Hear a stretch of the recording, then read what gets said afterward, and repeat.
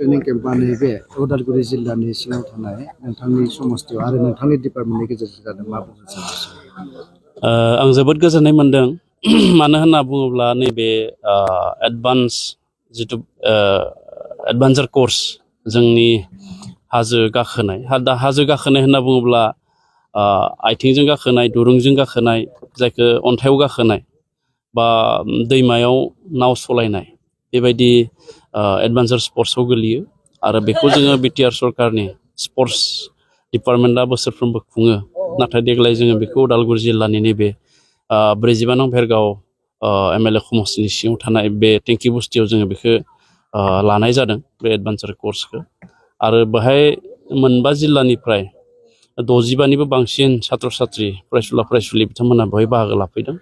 हौवासा आरो हिन्जावसा आरो बिथांमोनखौ फोरोंनो थाखाय गोरों फोरोंगुरु इन्सट्राक्टरफोरखौ बेवहाय थिसननाय जादों आरो आङो गासैबो बाहागो लाफैनाय फरायसुला फरायसुलि बिथांमोनखौ आंनिफ्राय हामलायथि होयो आरो जाहाथे बयबो मोजाङै सोलोंनानै थाङो आरो सोलोंनानै इयुनाव जाहाथे बिथांमोना आरोबाव गोजौ सोलोंथाइ लानो हाबावो बिनि थाखाय बिथांमोना गावखौनो थियारि खालामो आरो दिनै आङो फोसावनानै गोजोनगोन जोंनि बिटिआर सरकारनिफ्राय नैबेथ' गुदि जिथु बेसिक कर्स बियो बिनि अनगायैबो गोजौ सोलोंथाइ लानो थाखाय जोङो बेबस्था खालामगोन आरो बिनि थाखाय जोंहा जगाजग खालामनो आं डिपार्टमेन्टखौ बुंबाय आरो जायफ्रा गोजौ सोलोंथाइ लानो थाखाय बे हाजो गाखोनायनि ट्रेनिंनि थाखाय बिथांमोननि जि बिटिआर सरकारनिफ्राय रांखान्थि अनसुंथाइ हरनायनि बे राहाखौ जोङो खालामगोन आरो नैबे बेसिक एडभान्सार कर्स बा बे ट्रेनिं सेन्टारखौ बा बे ट्रेनिं प्रग्रामखौ जोङो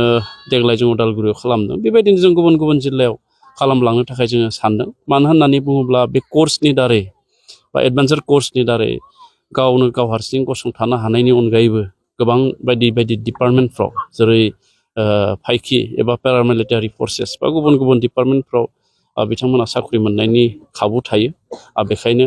बे कर्सखौ जोङो गुबुन गुबुन जायगायाव लानानै मोनसे एवारनेस सांग्रांथि लाबोनायनि थांखिखौ जों साननाय जादों आरो ओरैनोबो जोंनि बड'लेण्ड ओनसोला बे हाजो ओनसोल दङ दैमा दङ बिलो दङ दा बेयाव एडभान्सार कर्सआ बा बे एडभान्सार कर्सखौ सोलोंनानै गावनो गाव गसंथानो हानायनि माखासे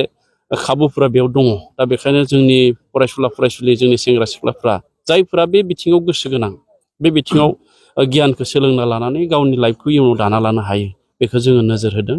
जोंनि बिटिआरनि गाहाय खुंगिरि प्रमद बर' बिथां जोंनि बिटिआरनि लेङाइ गाहाय खुंगिरि गबिन्द बसुमतारी बिथांमोननि दैदेननायाव दिनै जोंनि बिटिआर ओनसोलाव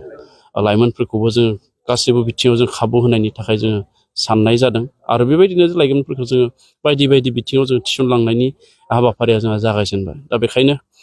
फैबाय थानाय समावबो जोङो गुबुन गुबुन जायगायाव बायदिसिना